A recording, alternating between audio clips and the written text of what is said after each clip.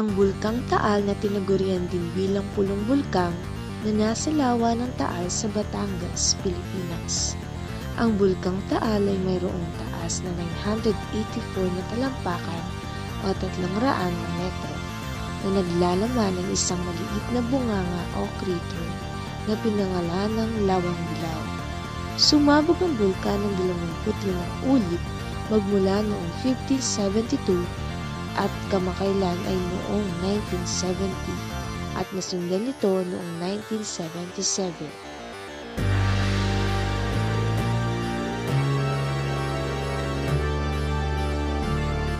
Itinaas na ng Philippine Institute of Volcanology and Seismology of PHIVOLCS ang Alert Level 3 matapos na mas lumala pa ang naging eruptive activity ng main crater ng bulkan. Sa inilabas ng Bulletin PHIVOLCS, sinabi dito na naglabas ng 1 kilometrong taas ng abon ang bulkan at nagdulot ng pagyanig sa Agoncillo, Batangas.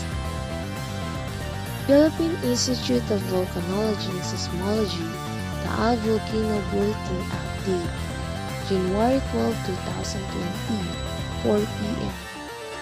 This served as notice for the raising of the alert status of Taal from Alert Level 2, increasing unrest, Alert Level 3, magmatic unrest.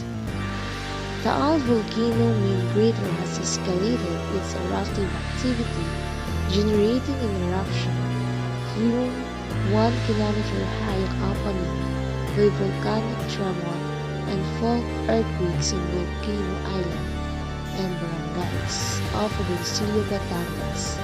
Ashfall is currently being showered on the southwest sector of Taal. In view of the above DOST PHIVOLCS is now raising the alert status of Taal from Alert Level 2 to Alert Level 3. This means that there is magmatic intrusions that is likely driving the current activity. PHIVOLCS strongly recommends Taal Volcano Islands and high-risk barangays of density currents and volcanic tsunami.